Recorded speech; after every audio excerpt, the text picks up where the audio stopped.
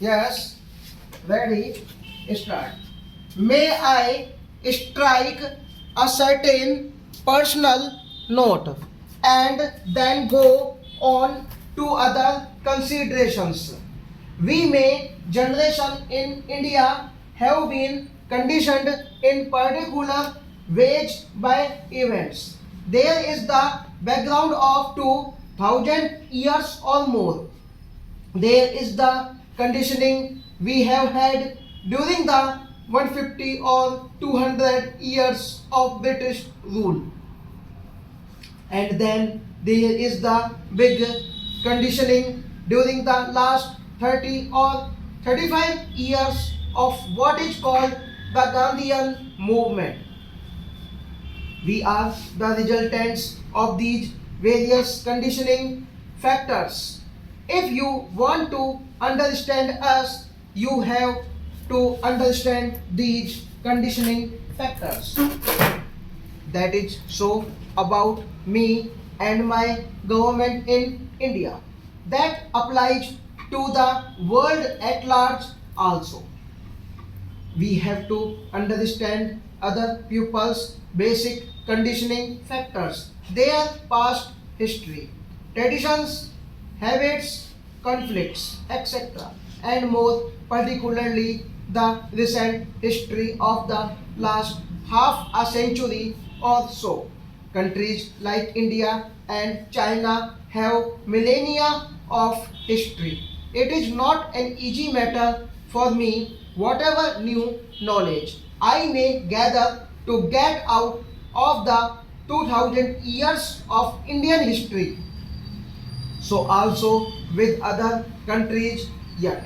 In order to understand another country, it is no good looking at it through the spectacles of our own country.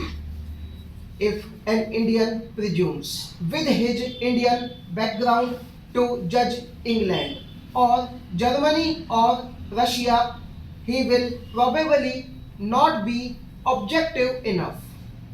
Now, the China living our past history, it has been conditioned for more than 40 years, ever since the end of the Manchu dynasty, by continuous trouble. That was China's experience. Take the background of the present rulers of China. It is a background of struggle for the last 25 years. I remember, and some of you may also recall, the long march in China. Quite apart from its merits, that long march was a traffic feat. It meant being hunted, being harassed, with many people collapsing and some surviving. They often found a habitat in the mountains and in the caves and lived there for a number of years, organizing themselves. Then came the Japanese invasion. They fought the Japanese invasion that turned into a world war later. Imagine what a powerful, determining influence these factors must have had on the people who took part in a march of 8,000 miles, and whatever the system of government, which is a great relief after 2 generations of disorder. The second is their feeling of nationalism. They feel that their great country, which has been kicked and tossed about for generations, has become unified and strong and can stand up on its own feet and look to any other country in the face. Look at it from the Chinese point of view.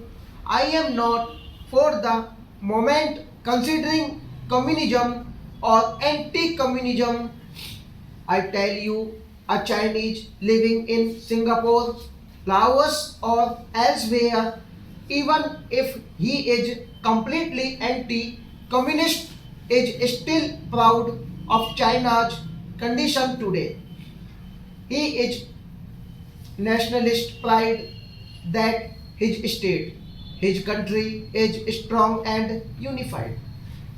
This is the background of China today. Of course, it did not require my going to China to know all this, but if you keep it in mind, you will understand something of what is happening in China. You and I know very well that in China today they have got a certain political structure and a certain economic structure.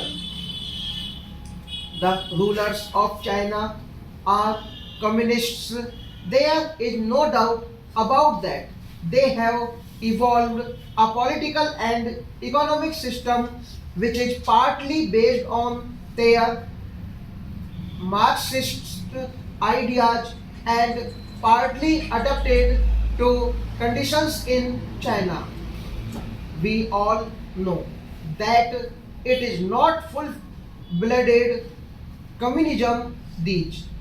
It has adapted to their conditions. So now, if you ask me, is there freedom of the press there?